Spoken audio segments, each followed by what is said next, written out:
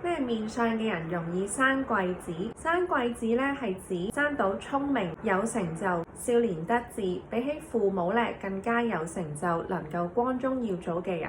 咁點樣睇呢？我哋嘅面相係能夠生貴子嘅人。A 有鼻節，個鼻咧中間有個骨突出嚟嘅。B 頭髮濃密，頭髮好深色啦，好多頭髮，髮絲濃密嘅人。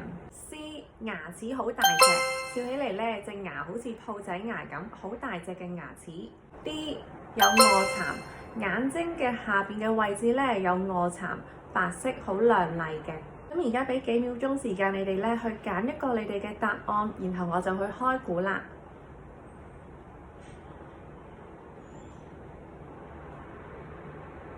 3, 2, 1。揀 A 嘅朋友，鼻節。鼻節咧就唔係代表子女運好嘅，不過鼻節嘅人咧自尊心比較強啦，固執一啲，佢哋做嘢咧比較堅韌，能夠承受到壓力同埋挑戰，遇到困難嘅時候唔輕易放棄。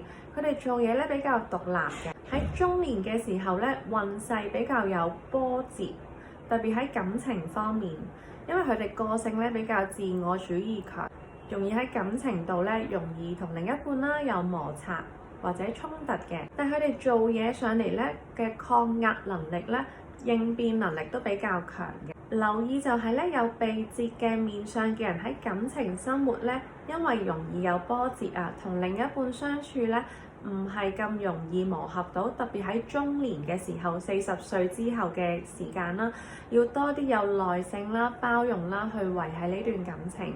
或者多啲去照顧另一半嘅感受，喺人哋角度去諗多啲咧，就會容易和諧啲去相處嘅。咁有鼻節嘅人咧，都要注意呼吸系統啦、脊椎嘅問題啦，去做一啲保養嘅。揀 B 嘅朋友啦，頭髮濃密，頭髮濃密咧代表呢個人精氣神好足夠啊，性格好剛強啦，意志力好堅定嘅，做嘢好有主見，唔會咁容易受到外界干擾到佢嘅信念。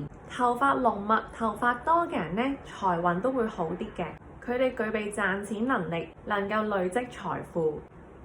揀 C 嘅朋友，揀牙齒。牙齒大隻嘅人咧，佢哋做嘢比較膽識啦、外向啦，容易吸引貴人嘅幫助。牙齒大嘅人咧，佢哋嘅骨骼啦都比較強壯，活力十足，腎功能特別好。所以如果揀老婆咧，可以揀牙齒大隻嘅人。佢哋做事比較可靠同埋實事求是一啲。就係 D 啦，臥蠶。有臥蠶嘅人咧，佢哋嘅桃花都比較旺嘅，人緣好。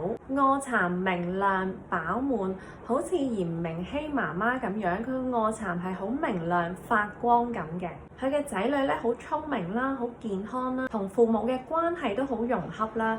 臥蠶豐滿明顯嘅人咧，喺晚年生活咧幸福，家庭和睦，子女孝順。咁你睇到咧嚴明熙咧，佢嘅成就咧都係響15、6歲、17歲咧就出名啦，喺歌唱比賽度得到一啲成績。